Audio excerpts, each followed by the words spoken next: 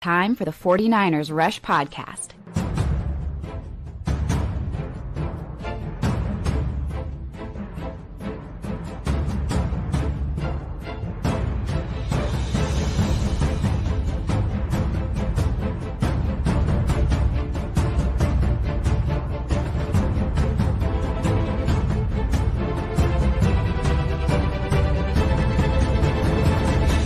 And here's your host, John Chapman.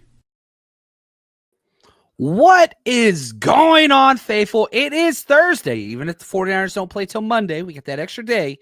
We still have time for Coach Approach. I'm here with the man himself, Ant from 49ers Cutback. How are we doing today, Ant? Doing great. Yeah, and I love the extra day, prime time, Monday night.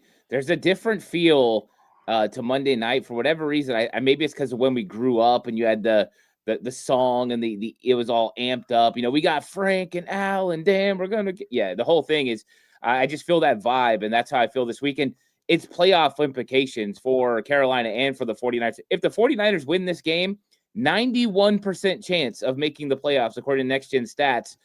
So this is a huge one. If they lose, it goes down to like 68%. So the vibes are there. The Panthers, they need a win too. They're trying to catch the Buccaneers. And if they win, they go over 30% chance of making the playoffs, which doesn't seem significant. But when you only have a 21% chance right now, it is significant.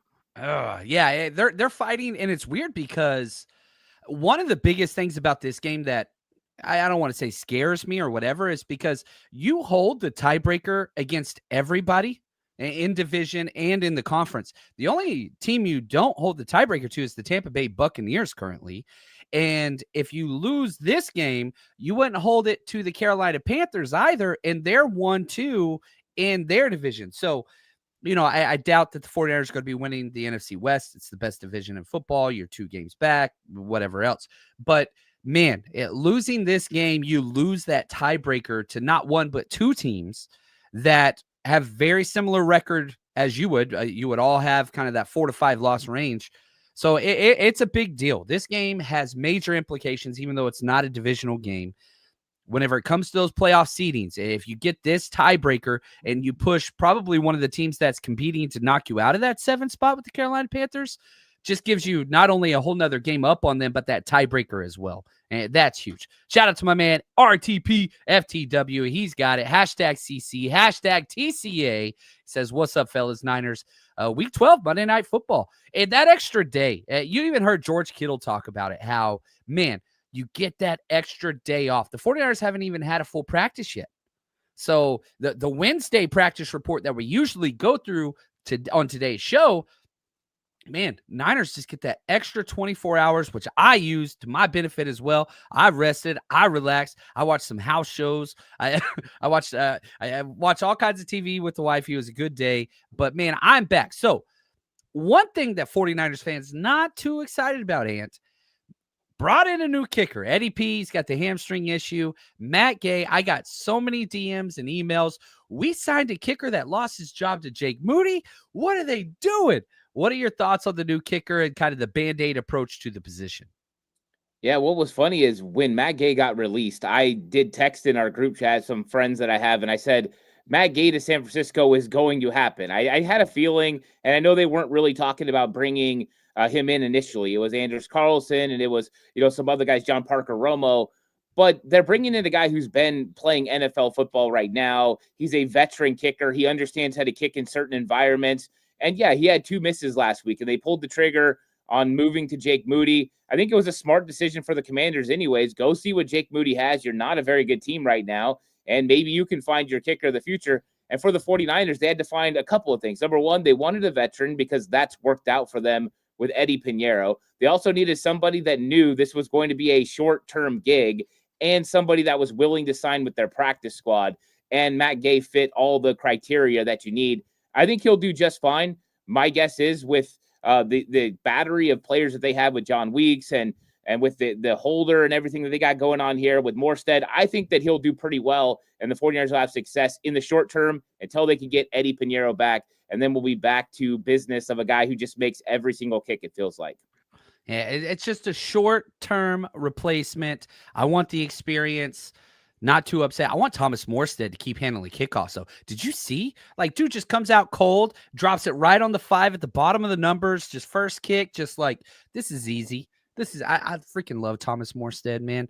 Am I crazy? I said on my breakdown earlier this morning over on the 49ersrush.com and our Patreon, I said, dude, this is the best punting year the 49ers have had since Andy Lee.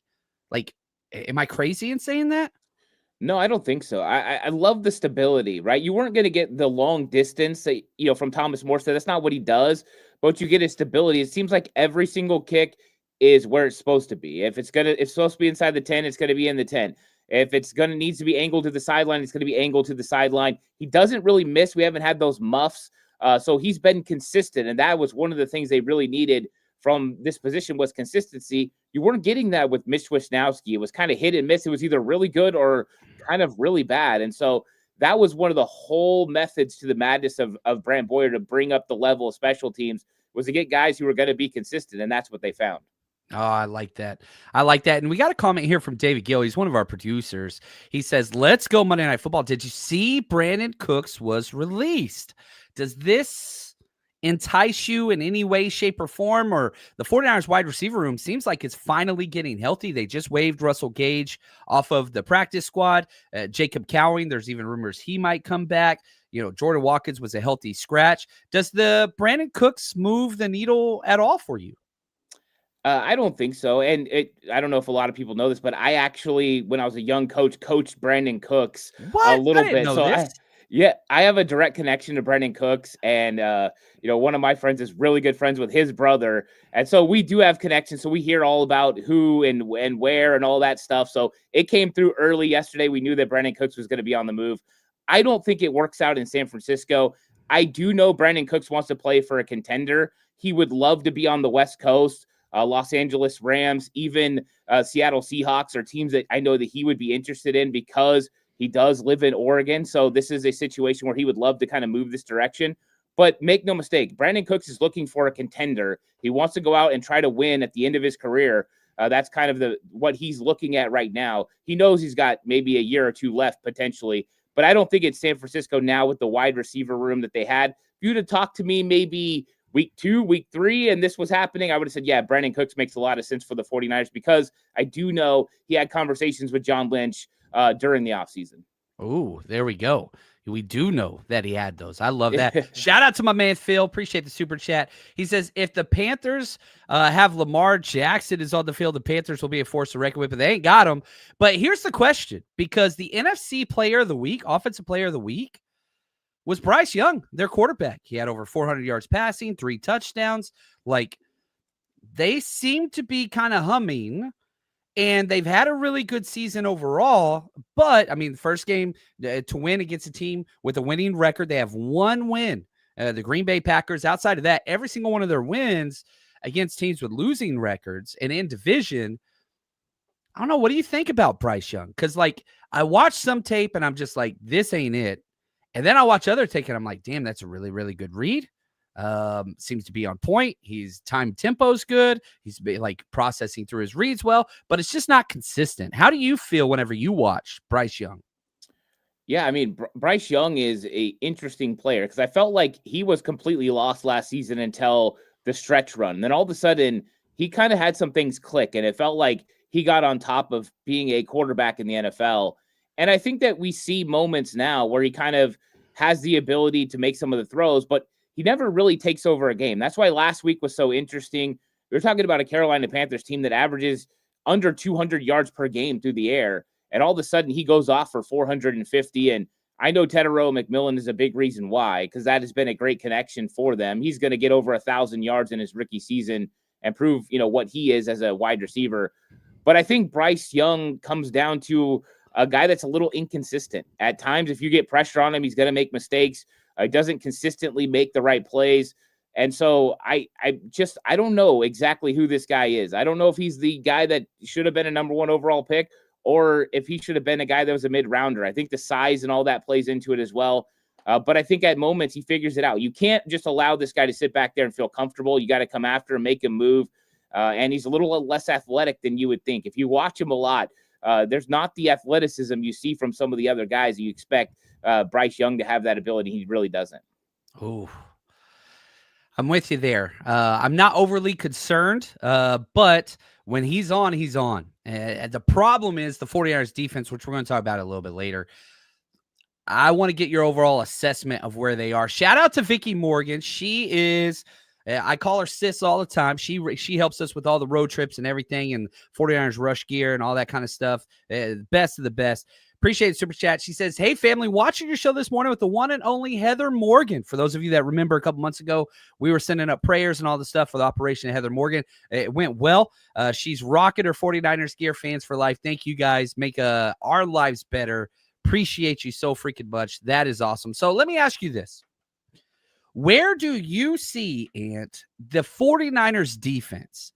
Because, you look at last week, 3 turnovers, whatever else, but then you look, man, broke the record for most completions without like a sack, gave up, almost 500 total yards.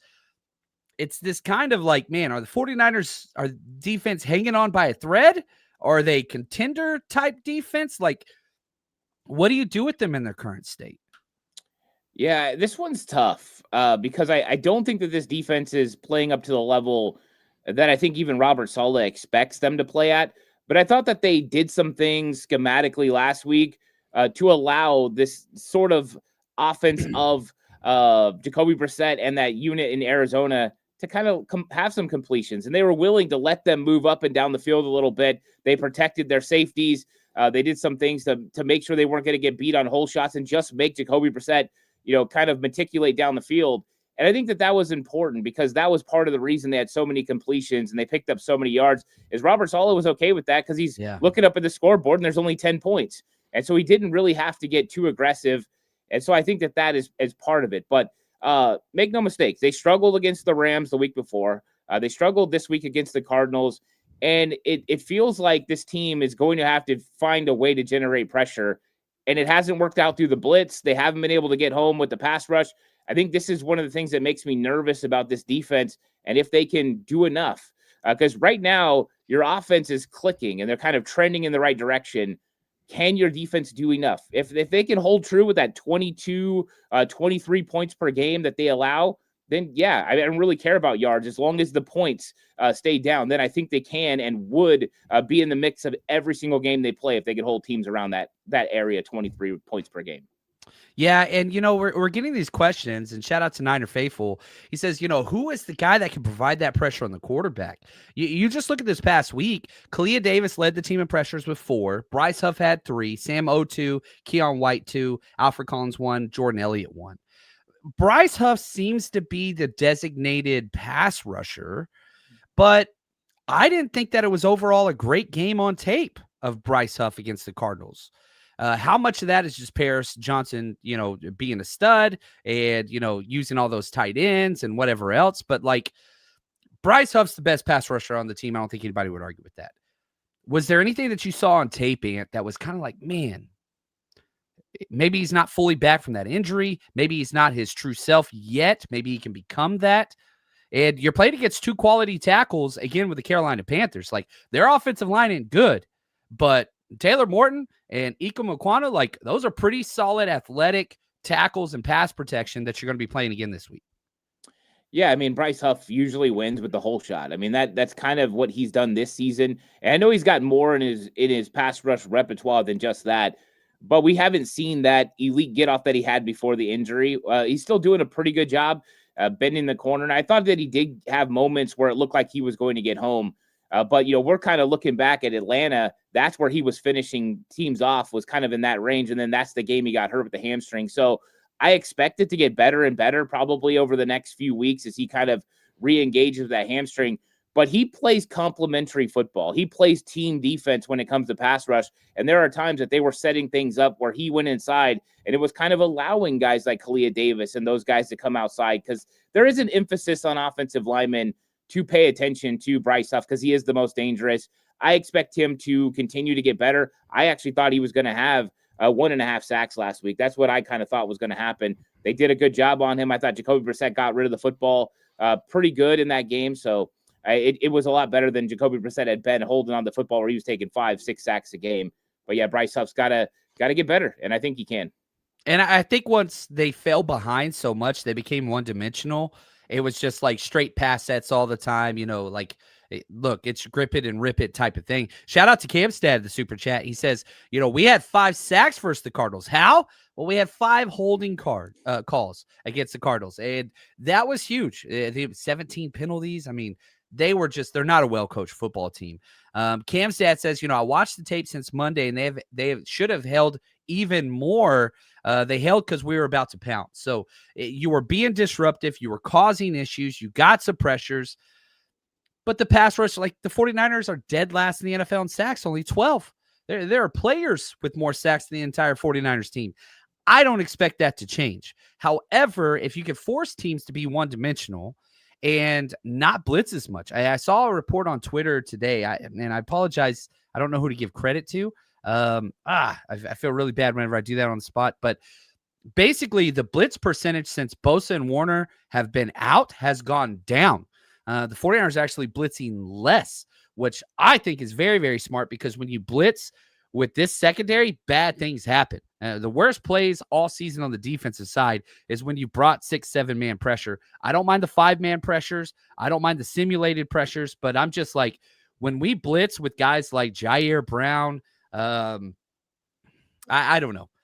I would rather just keep everybody back in coverage and just say, look, we're going to win with offense. We're going to win with special teams, defense, bend but don't break.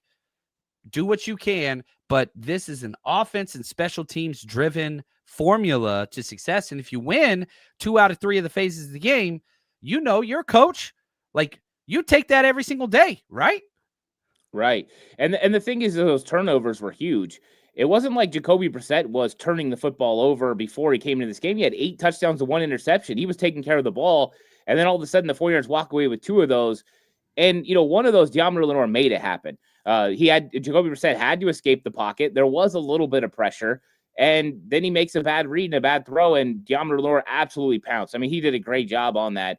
And that's one of the things the 49ers can do. If you can't generate enough pass rush to get sacks, at least if you can make the quarterback move and make him have to make decisions, maybe even cut the field in half because he has to roll one way or the other, well, then that limits their effectiveness as well. So there are some things that you can do. But yeah, the 5-man pressure is where the 49ers have to live. They have to go 5. They can't go 6 and 7. When they do, right now, these quarterbacks are checking it down, finding screens, and those are turning into some bigger plays. So that's exactly what the method has to be. 5 or less for the 49ers, and play some coverage behind and hope you can generate some turnovers. If you can, those are big stops. Those are game-changing, because short fields equal a 49ers offense that's crazy good in the red zone right now, scoring touchdowns. Yeah, I like that. And Shane, I want to get into this. This is, I get emails nonstop just about the strength and conditioning. Why are the injuries so much? What can we do? What can we not do? Right after this.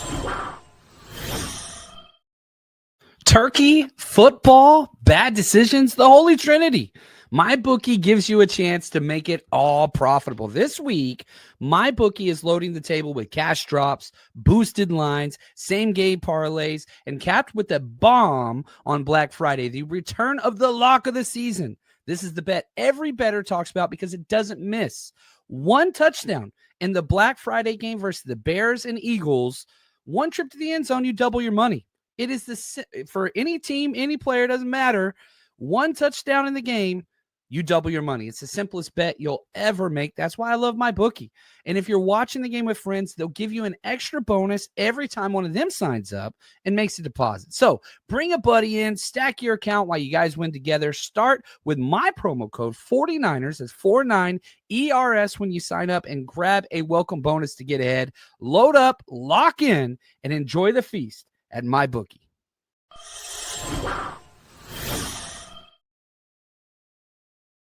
Shout out to the man, Rob Louder, Lieutenant Simple Jack. He says, obligatory coach approach hat tip, guys. He's the freaking man. Thank you, Rob Louder. All you do for the community. You're the best. You're the best. You're the best. So let's go back and let's talk just a little bit about, what is going on with this coaching staff and all the different things. I had it starred, and now I'm losing it in the chat. Oh no, Shane, I lost your thing. But talk to me just about what you feel. The 49ers, you've got a report coming out that, they do things different. They want to do things their own way all the time. Here it is, Shane's thing. Just the report that the Niners strength and training staff do things differently than every other team via Marty M, I think, but not sure. I think that is right. We've had the same guy in charge since Shanahan showed up, and he's been with the team for 9 years now. What are your thoughts there? Am I crazy? Is he crazy? Is there conspiracy here? Oh, you're on mute. My bad. I think that's my fault. My bad. There we go. No, it's my fault. I think I muted before you went into the ad. But yeah, it's one of those things where I don't know exactly what they do different, right? There's reports they do things different. I would like to know exactly what they do different. Is it the stretching? Is it the overall, what they're requiring of these players to do? You would think that some of the guys who have been around for a while, guys like Kyle Juszczyk or George Kittle or Trent Williams, if things weren't working, they would say something about, hey, this training staff is not getting us prepared. It's not, going the direction it should go. But I honestly have no idea. And I did see some of the stuff going around yesterday where people that said they were in the know that know these guys really well are saying the 49ers want to do everything their way. They want to do things differently. I think at some point, John Lynch and Kyle Shanahan would have had to have looked at each other at some point and said, this isn't working, doing things differently. Let's go do what everyone else is doing. They're staying healthier than us. But I don't know for sure. This has been one of those conversations that's been frustrating, I think, because there's so many injuries. How much of it is the 49ers training staff? How much of it is just, unforeseen circumstances with injuries? I don't know. I think it's interesting. Something else, man. Now, along those lines, Niner Faithful says Yetur Gross-Matos should be back after this Panthers game. That would help with the pass rush. The defensive ends, man, you're so slight. You're just missing so many of those guys. I don't put a lot of stock in Yetur Gross-Matos coming back just because, one, that knee's been injured for 2 straight years. Now the hamstring's involved. Conditioning's been a major issue with him. It'd be nice to have him back. It'd be nice to have anybody back. But I'm not counting on that. Shout out to my man, Christian Gomez. He built the 49ersrush.com. He's the best PB systems. Man, link in the description of this video podcast. You need some work on videos and kind of platforms and all those things. Go check it out in the link in the description. Trust me. It is worth your time. I want you to talk to me about one player that we're going to get to see this week, Curtis Robinson. Completely different player than Tatum Bethune, who's got the ankle. We'll go through the practice reports, whatever else, but I fully expect Curtis Robinson to be starting Mike this week. What are the things that you saw on tape and the strengths that, big number 59 brings to this defense that's maybe a little different than Tatum Bethune? Yeah, I like him in coverage. I think that this is where you're going to see the difference between the two linebackers. Tatum Bethune around the blocks, operating, making tackles in the run game. That's what he does really well. I think Curtis Robinson can do that, but I think he's a little bit further along when it comes to how he feels in zone coverage, how comfortable he is. You just look at some of the plays he made in this game, some boom tackles. The end of the first half, they had a play that was coming up, and they got Michael Wilson right into the little zone there, and he got hit immediately by Curtis Robinson. Good feel in the middle of the field. He made some tackles underneath on Trey McBride as well. I think that's where the advancement comes. I like the way he moves. He gives me some positive 49er linebacker vibes in coverage. It reminds me more of Fred than anybody else because of the way he moves in space. He's not Fred. I don't want anyone to think that, but just his movements and how he kind of feels in zone coverage is a lot different. So I think advancement when it comes to help against the pass, but maybe just a step back when it comes to how he plays the run the way Tatum Bethune does. Yeah, and that kind of affects, you look at what the Panthers try to do. Rico Dowdle is everything. That dude maybe one of the most electric players in the NFL this year, which is just crazy out of nowhere. It only has 5 starts. But, Rico Dowdle, he's played some damn good ball. That's one of the things. He could do it in the pass and the run game. But Curtis Robinson, a lot of people don't realize, he has the same height, weight, speed, arm length as Fred Warner. Shout out to Anthony. He says, Curtis Robinson is Fred Warner from Temu, functional and fit. Yeah, it's funny when we do the draft comparisons, like poor man's or, watered down version or Temu. Yeah, that's not an insult. Being compared to number 54 in any way, shape, or form is a wonderful, wonderful thing. But yeah, we'll see here. JP, my man, says, do you think the Panthers will put McMillan in the slot to try to attack Stout? The Panthers built, they really like Jalen Coker. That's their slot guy. They have two extremely physically talented outside wide receivers in Xavier Legette and Tet McMillan. I want to look up. Sorry, excuse me. What are your thoughts about putting Tet in the slot? I mean, it's not a bad idea. I do think that there's going to be opportunities because they're probably going to go with some bigger tight end sets. I think that's going to be the method that some teams are going to try to do. It's a copycat league, and they saw what the Los Angeles Rams did. So I think there's going to be opportunities for that. I thought the Cardinals displayed that as well, putting Michael Wilson that one-on-one with Upton Stout. Now, I will say this. Upton Stout had pretty good coverage on that play. That was not a bad play, even though he got beat. He got outsized. It wasn't like he got smoked. He was right in his hip pocket. I did not think it was pass interference. I thought he was right there. I love the competition there. But I would think that, yeah, Carolina is going to look to take advantage of some of those matchups. But you brought up Jalen Coker. I think he'll spend the most time in the slot. But I think we'll probably see some looks where they try to get Legette, use his speed and size, or Tetero McMillan to do the same thing.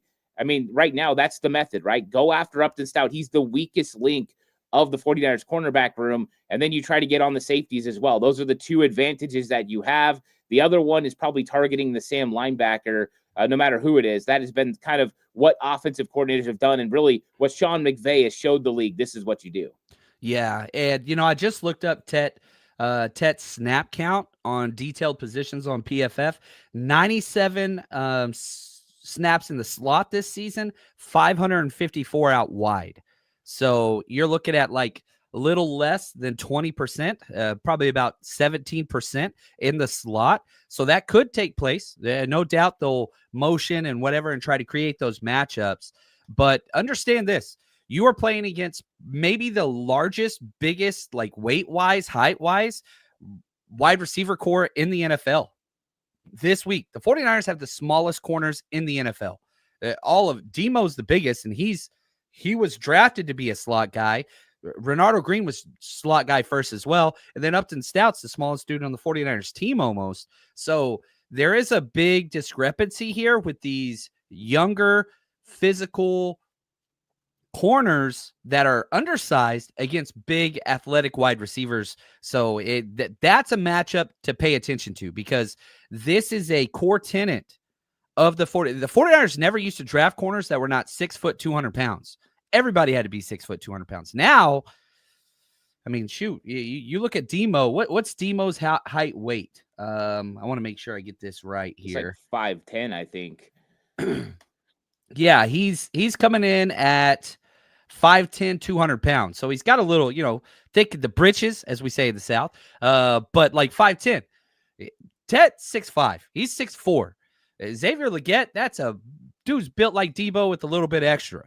It's going to be interesting to see that matchup. It's by far like one of the most interesting matchups is the 49ers offense is going to do what they do. 49ers offense is going to move the ball right now. And I really think that they're going to have that opportunity to do that. It's just what can you get from the defense? So, is this one of those games where you see the defense going to be able to hold them to under 24 points? Because if you told me right now the Panthers score 24 points and that's it, Niners are winning this game. Yeah, I do think so. I think 24 points would be kind of their ceiling. I know they scored 30 last week against Atlanta, but this is not an offense that normally scores. They 18.8 points per game is what Carolina normally does, and it's because of the inconsistencies.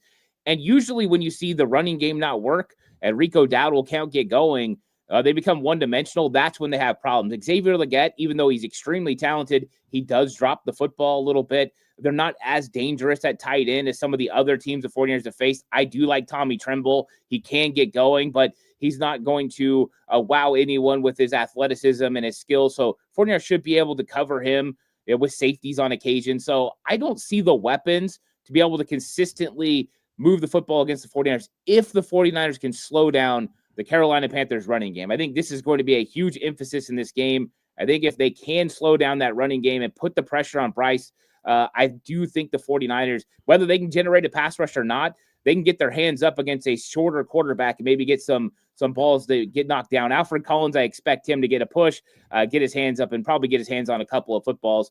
And if you can generate a couple of turnovers, I think that they're not going to get to that 24 number that you're talking about. Yeah, I like that. And shout out to my man Leon Sandcastle.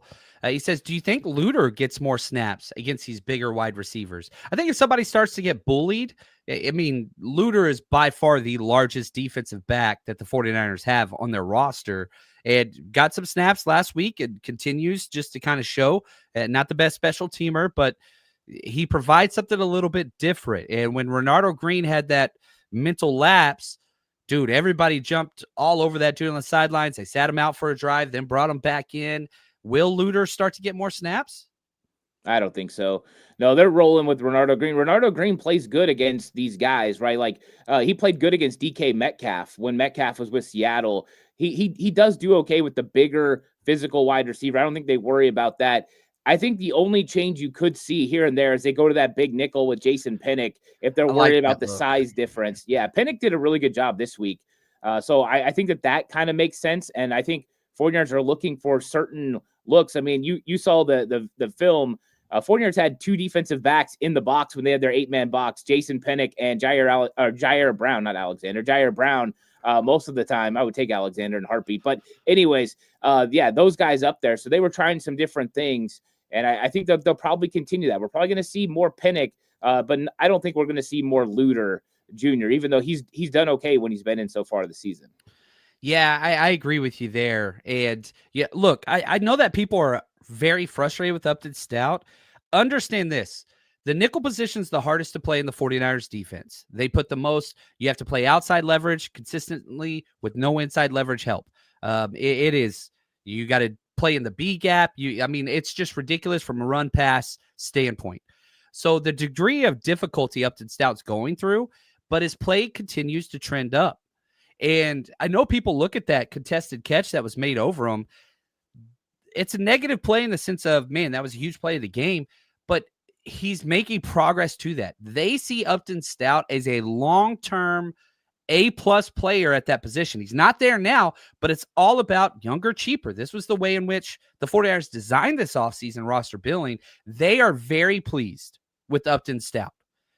Even though he's being targeted, even though he's being taken advantage of, even though the missed tackles on quarterback, there are more positive trends going on there than negative, and they're hoping to get him right by the time they're in the playoffs. This is one of those games where, look, even if he has some bad plays, you bring in big nickel. I want to see more big dime, to be honest with you. I want Curtis Robinson and 6 DBs out there instead of D winners personally. But I don't know. And I'll back off from that one. But yeah, they're not moving Demo to the slot at all. He has taken 0 slot snaps this entire training camp, preseason, regular season. They paid him. They're keeping him outside, period. That ain't going to change. Shout out to my man, Rusty. He's been abroad. He went to the game in Madrid, and I think the game in Berlin, which is awesome. Welcome back, brother. Miss you, man. He says, what about special teams for this game? I think the Panthers kicker is a knuckleballer that has them the second best in the league. They did pretty good against the Rams the first game, week 5, whenever they had the knuckleball kicker, but then they fired him. What are your thoughts on special teams? Niners have been incredible. And, you look at just kind of where the Panthers fit just from a PFF standpoint, they're the 20th ranked special teams group. Yeah, I like the 49ers special teams right now. I think Brant Boyer's got them playing pretty well. It wasn't perfect last week, but there were moments where the special teams made huge plays. And so I like the return group now with Sky Moore and Brian Robinson is kind of pick your poison. You kick it to Sky Moore, he's got a chance to house call you, and everybody knows it now. And then Brian Robinson, he doesn't look fast. He doesn't look like he's really moving really great, but all of a sudden you find him near midfield. And those types of things wear on a football team because you're at midfield. You need, 20 yards for a chip shot field goal? So they're changing the game that way. And it all started with the method of let's be more consistent. And that's what you're getting, more consistent play from the special teams. I expect now every single week for the 49ers to go outplay the special teams unit they're playing. That's just my expectation because of what they've been able to put on film recently. And I want that to continue. And I think they can do that this week against Carolina. Oh, All right, Ben, he's got a question. How much more Nick Martin do we get to see this week? You talked about Sam linebacker, that number 3, and coverage been a problem. Dude, blitz, 5-man pressure. This is what Nick Martin's specialty is. Logan agrees, man. I wish we would send Nick Martin on some blitz packages. Will we see Nick Martin in the same spot again? And 2, do you think we'll see him get some pressures? I do think we're going to see him in the same spot. I think he's going to take over that Sam linebacker role. I don't think there's going to be a lot more snaps, depending on what groupings you're getting. I think he's still going to be kind of in that 14 to 20 plays a game. And I do think that they're going to start bringing him because he's a natural guy with instincts, right? When he's moving, he's better. When he has to sit and read, it takes him an extra tick right now. But when he's on the move, he's going. I had linebackers that I coached before. If I blitzed them, they were phenomenal. If I didn't blitz them, it felt like they were just taking forever to get there. So he's an on-the-move, go-get-him type guy, and I do think his speed and athleticism could be just what the pass rush needs. Run him on some stunts, simulate some stuff with him and bring him around the edge. That guy is a freak athlete. I mean, you could just see the difference when he's out there. He's nuts. Yeah, I like that. Ronnie, he says, John, off topic, where can we follow your bets for the game? We post our bets every single week. Usually Saturday, might be Sunday this week because the Niners, I want to see how the whatever goes. That's on the 49ersrush.com or our Patreon channel. We post them on both. So wherever it is, 49ersrush.com is the site we built. We get more of that. So I strongly recommend checking us out there. Every week, we went 4 of 6 last week. It was a good week. So follow us and also support Ant. Ant, tell us a little bit about your Patreon page. Yeah, 49ers Cutback, Patreon, film breakdown, standalone videos available over there. I'm going to try to do a live show on there pretty soon. I've been working towards that. So that'll be available. I'm going to either do that, this weekend or start next week sometime. So that's coming as well if you guys want to jump on Patreon. Oh, I like it. I like it. I like it a lot. Mark has this question. How many passing yards will we give up this week? Over, under 400. Golly, man, that is a lot of passing yards. It scares me. I want to say under, but I'm a little hesitant, right? Like it should automatically always be under. Yeah, I don't know. I'm going under. I'm feeling comfortable going under. I don't think it's going to get to 400. I mean, yes, Bryce Young threw for over 400 yards last week against Atlanta. But there was a lot of circumstances to help play into that. Kirk Cousins being in the game instead of Michael Penix Jr. Offense wasn't as good, gave Carolina more chances. I don't think that happens again. If you told me if this was over under 300, we could have a real conversation. 400, I think that's too much. I think the 49ers will hold them under 400 for sure. Yeah, I think so too. Next up, I want to talk Ricky Pearsall because the film showed number 1 was the primary read, like nonstop. It didn't work out. Will that change next week right after this? 49ers Rush Road Trip is going into its 6th year with over 40 events at road games. If you are traveling to see the 49ers play this year, you got to come party with us. And on top of that, we give games, trivia, giveaways. We've partnered with TickPick this year. All you have to do is search 49ers Rush on any of the TickPick sites, apps, you name it. And on top of all of that, best dressed, giveaways, autographed jerseys, kids are always included, and get in for free with a ticketed adult. And a lot of times for select cities, we will have 49ers legends come out and you get to meet and greet them and get an autograph. Navarro Bowman, Frank Gore, Patrick Willis, Fred Warner are all players that we have worked with in the past. And trust me, if you want to build the 49ers community, you're traveling by yourself, we got you covered. 49ersRushRoadTrip.com.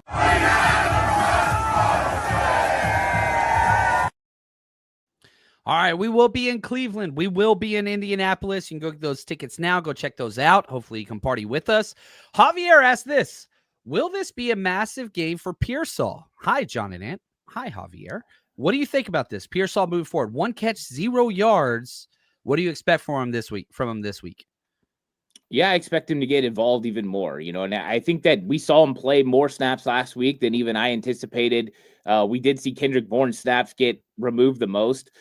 So Pearsall coming back is going to be huge that way. Some of the things that was going on in that game, they were rotating coverage towards Ricky Pearsall. It was opening things up for other people. They were definitely staying focused on Pearsall.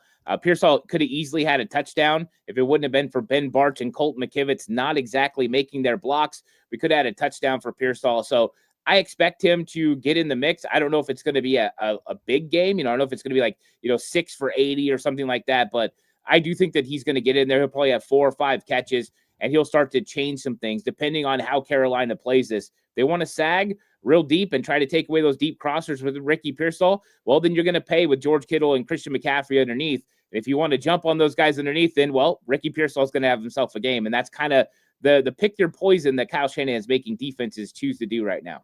Yeah, I'm excited. I'll be betting Pearsall over on catches and yards this week, which I expect to take a dip in the markets. Cam's dad, man, my, how things have changed in only a year. He says, do you remember last year where we were counting down games mathematically, how we could get into the playoffs and whatever else, and mock drafts? Only 6 wins last year. You've already surpassed that. Man. Could the 49ers actually win the division? Likely no, but possible. Talk to me. You look at the division standings right now. The 49ers are 3rd in the NFC West, but you've already beaten the Rams once. You split that series. You've won against the Seahawks in Seattle. You still have one of those games left. The divisional record, there's no way you're going to lose that. At worst, tie if you win out, but that you have to win that Seattle game. What do you put the chances at the 49ers winning this division? Is that still a possibility?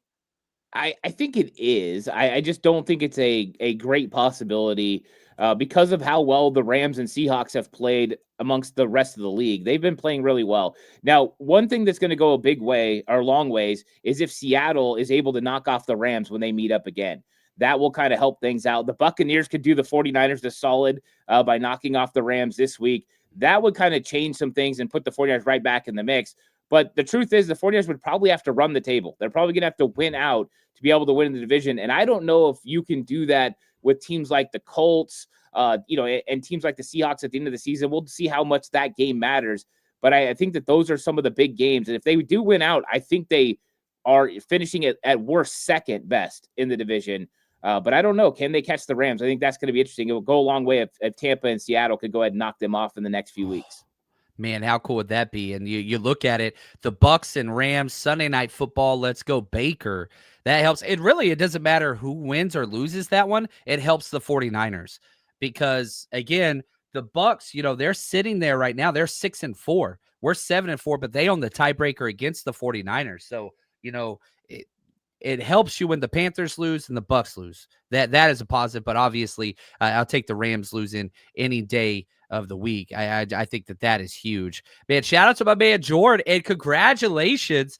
Jord's a good dude, man. He's come out and partied with us a few times. He says, what's up, John? I'm itching to make it out to a road trip this year, but the new baby makes that harder. That's life, man. That's what it is. But congratulations to the Anderson family. We need more Andersons. That's just the way it should go. I love it. So, Ant, before we jump out of here, I do want to give you a chance. Is there anything else that you saw on tape this week when you were going through the offense, defense, special teams, whatever, that kind of jumped out to you that maybe people haven't noticed or aren't talking about as much? I want to go to the linebacker room. And I know that linebacker has been a tough position for the 49ers with all the injuries.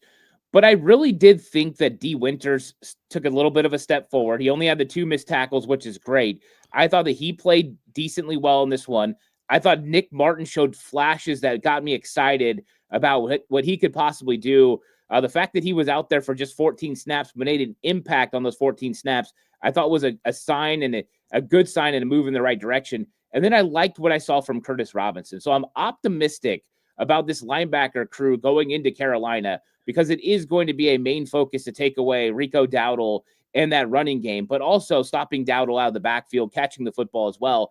And I think that this linebacker room is showing me steps in the positive direction that I think they can get it done. So that really did jump off to me. It was like, oh, okay, our linebackers are ready to roll. And I think that's a good sign. And no matter how deep it gets, it feels like they always got somebody that's ready to step in and play well. And that just goes a long way to show, number one, how the 49ers evaluate linebacker. Number two, how Johnny Hollins coaches these guys up. The next man up mentality is real. And now we might see Jalen Graham at some point just to show you how deep this thing is. They got Jalen Graham chilling on the practice squad, and he might have to step up at some point. But I think with Gifford as the number one backup, they're still pretty good to go. Yeah, he can back up kind of everything. You signed Stone Blanton back to the practice squad, which he's awesome. Yeah, he's played Mike and Sam and special teams as well. So, yeah, that's there. Like, you're still too deep. When we went into the season, we said the Niners draft linebackers better than and evaluate that better than any other position. Linebacker had more depth going into this season than any other position. Now they're testing that with Fred Warner out, with Tatum Bethune out. Luke Gifford was hurt for a second. Curtis Robinson was hurt for a second. Like, this is the 2025 season. It's not as easy as just, oh, our backup's good. Oh, is your backup's backup good? Because that's what the 49ers are going to try to figure out.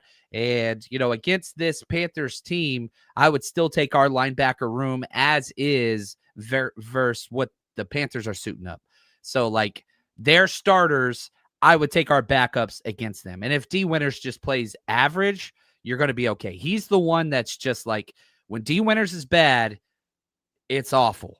That's my biggest concern. We'll see how that goes. But like you said, he played better last week. And if he can play up and have another week like that, I think that's going to be huge. So, yeah, man, I love it. The 49ers get to play Monday Night Football. Everybody's going to be watching. I cannot wait. You win this game. What was it? 91% chance of the playoffs. Is that right? Yep. 91% chance to make the playoffs, according to Next Gen Stats. So this is big. This is because it makes it an 8-team race, right? If Carolina loses this, more than likely they're out. And so it makes it an 8-team race. You just have to finish better. And if you look at the NFC North, they're going to beat each other up. Chicago, Detroit, and Green Bay all got to play each other over the next several weeks. They're going to beat each other up. And the 49ers, they've played almost all their divisional games. So they've got a very favorable schedule going down the road. 91% chance is a great opportunity for them. And if the Seahawks lose this week, they fall way down. So there's some big games coming up for the NFC West. Gosh, I love it. I love this time where all the games matter. You know what I mean? Because, like, early on in the year, yeah, you're checking fantasy and all that stuff, and it's fun. And we're still doing the fantasy stuff. But, like, now you don't care about the Giants, Saints, Commanders, Falcons, Cardinals. Those teams don't matter. And so 7 teams out of 16 get in, but now it's 7 out of 10. So you're looking at those 3 to 4 teams, like, who's going to fall by the wayside? Man, this is fun. And I cannot say thank you enough for all you do. Everybody go subscribe to the 49ers Cutback. It is the best of the best of the best of the best. But until next time, that's going to do it for us here. Ant, you're the freaking man. And everybody else, stay strong, faithful.